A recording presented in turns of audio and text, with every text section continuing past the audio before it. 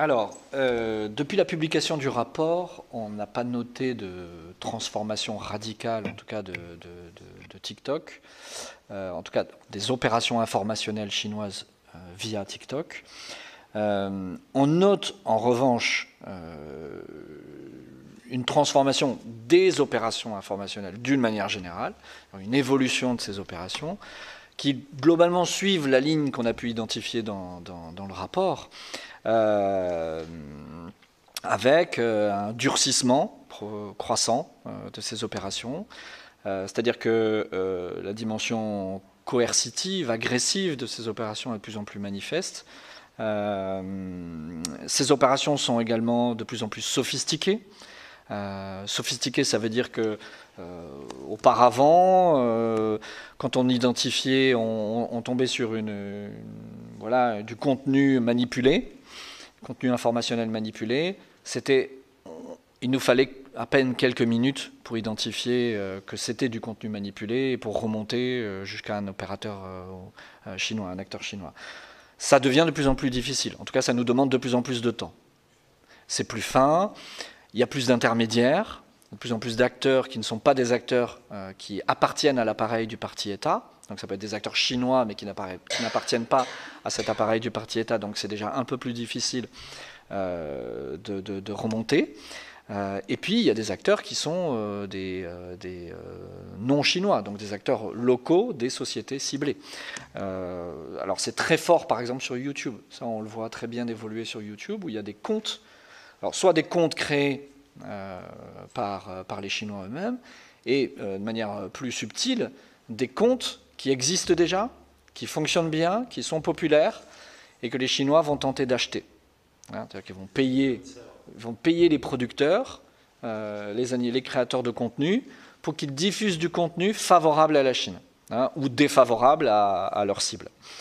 Donc ça, c'est une évolution très nette, et très rapide. Ils apprennent vite.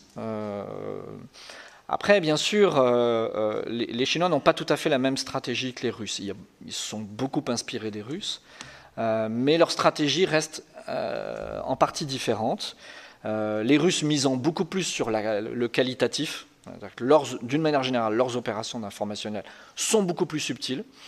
Pas toujours, mais en moyenne, disons. Les Chinois misant plus sur la quantité.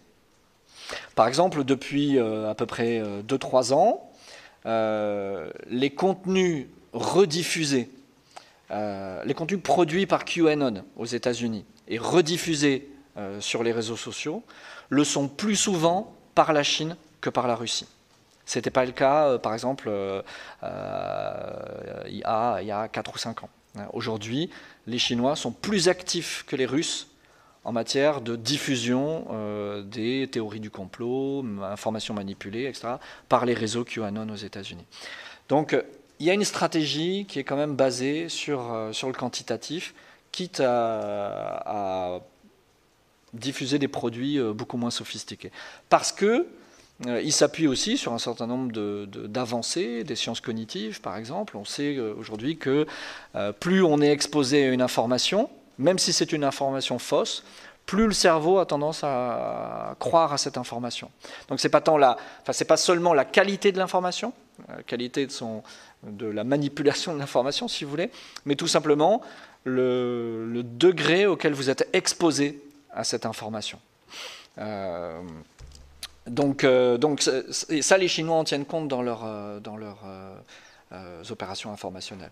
De la même manière, bien évidemment, il y a ces opérations informationnelles font sens entre elles. Elles sont liées entre elles. Et donc on renvoie de l'une à l'autre.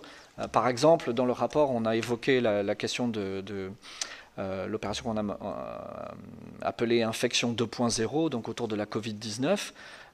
Et la volonté des Chinois de faire croire que les États-Unis avaient fabriqué le virus du SARS-CoV-2.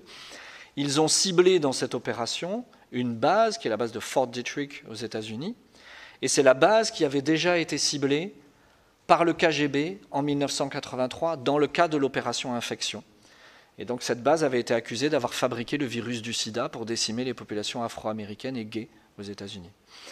Le fait que les Chinois utilisent un certain nombre de référents, qui sont des référents puissants des théories du complot, montre que la sophistication n'est pas toujours utile, puisque en mettant quelques mots-clés, quelques référents clés, eh bien, on n'a pas besoin de plus de sophistication que ça. Ça suffit à faire sens et à renvoyer à un imaginaire puissant du complot, en l'occurrence américain. Donc, pas de changement majeur, ou en tout cas pas de changement spécifique à TikTok, mais d'une manière générale, une sophistication croissante, aussi des opérations qui sont de plus en plus du coup clandestines, avec de plus en plus d'intermédiaires, y compris locaux. Et donc, pour l'instant, le problème, on est pénalisé par l'absence de travaux en profondeur sur TikTok. Donc il faudrait, et ça va venir, puisqu'il y a beaucoup de gens qui travaillent maintenant sur les opérations d'influence chinoise, et donc on aura vraisemblablement bientôt des études fines sur le nombre de faux comptes, ce qu'ils diffusent exactement, etc. Ça viendra sans doute assez rapidement. Sur la question du collecte et contenu, alors, une petite précision, les cellules du parti, il y en a dans toutes les entreprises, ce n'est pas propre à TikTok. Cela étant dit, le degré d'indépendance est plus ou moins important. C'est-à-dire que pendant très longtemps, il y a tout un tas d'entreprises qui ont été assez tranquilles. À partir du moment où elles donnent l'impression de respecter les grandes lignes fixées par le Parti communiste, dans l'application, elles sont relativement indépendantes et les membres du comité, enfin de la cellule du parti dans les entreprises ne va pas toujours vérifier dans le détail ce qui se passe. Voilà. Mais le contrôle croissant depuis 2 ans à peu près sur les entreprises du secteur des nouvelles technologies fait que c'est de plus en plus difficile pour ces entreprises d'avoir vraiment une pratique commerciale qui soit totalement indépendante du contrôle du parti. Oui, TikTok a dit qu'il n'avait jamais obéi à une demande de ce type, de transmettre des informations sur les utilisateurs à l'étranger. C'est faux. J'en ai parlé tout à l'heure, ou en tout cas, peut-être qu'ils n'ont jamais transmis d'informations, mais ils ont autorisé l'accès à leurs informations au personnel de ByteDance, ce qui n'est pas tout à fait la même chose, mais on joue sur les mots, puisque la conclusion, le résultat est identique, c'est la possibilité pour ByteDance d'avoir accès aux informations des utilisateurs non basés, enfin des utilisateurs de TikTok.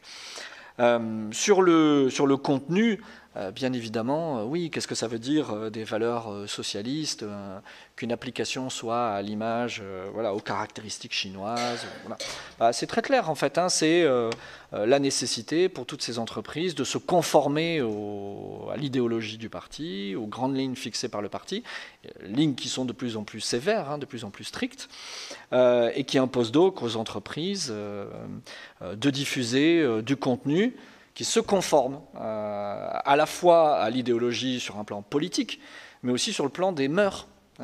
Donc, pas de contenu à connotation sexuelle, pas de contenu irrespectueux vis-à-vis de certaines parties de la population. Voilà. C'est-à-dire que les contrôles sont beaucoup plus forts que ceux que nous imposons à nos plateformes, y compris aux plateformes type TikTok.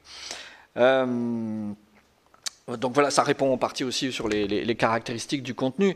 Je crois que là, la Chine, elle a intérêt, en tout cas sur TikTok, elle a intérêt à diffuser du contenu qui va à la fois, et c'est ça qui différencie aussi, bien que faudrait peut-être nuancer un petit peu, mais en tout cas, de manière un peu superficielle, ce qui différencie la Chine et la Russie, c'est que alors que la Russie tend à diffuser plutôt du contenu qui est la plupart du temps négatif, donc qui cible des faiblesses de la société visée et les monte en épingle, les diffuse très largement, etc. Il suffit de voir ce que fait Wagner, par exemple, sur l'influence française en Afrique, et on en a une idée assez claire. Même si les spécialistes de la Russie montrent que depuis quelque temps, et peut-être d'ailleurs influencés par la Chine, les Russes recommence à s'intéresser à la diffusion d'une image positive de la Russie. Donc c'est pour ça que je dis qu'il faudrait un petit peu nuancer. En tout cas, la Chine, elle, essaye de tenir toujours les deux bouts, avec une diffusion de contenu positif sur elle-même, sur sa politique, sur son respect des pays en voie de développement, du Sud global, etc., sur sa puissance technologique, industrielle, sportive, ce que vous voulez, et à la fois du contenu négatif, à l'image des Russes, du coup, pour diviser les sociétés ciblées, pour voilà, créer du dissensus, etc.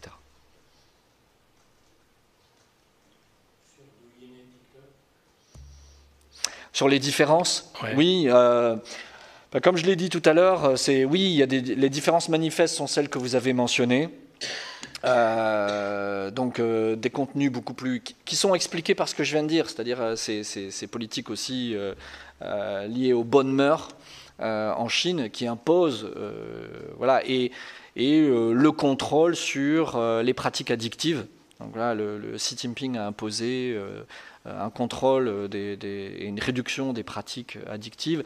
C'est pour ça que aussi les pratiques de jeux vidéo ont été profondément réduites, limitées, que les cybercafés où avant on voyait des adolescents passer leur journée et leur nuit sont beaucoup plus contrôlés. Donc c'est en partie pour ça. Ce que l'on ne sait pas, c'est à quel point le fait de pousser du contenu qui tend à abêtir les utilisateurs est une stratégie de la Chine ou pas. Est-ce que c'est une conséquence néfaste de l'algorithme seulement parce que a priori, on est enclin à penser que l'algorithme il a été surtout conçu pour faire du profit. C'est ça l'intérêt de la société, de TikTok avant tout et de ByteDance, pas pour diffuser des fausses informations, etc. Maintenant, la plateforme ayant du succès, elle intéresse forcément les services chinois qui, eux, peuvent être tentés de diffuser du contenu via cette plateforme. À quel point c'est fait en accord, en coopération avec TikTok, c'est difficile de savoir.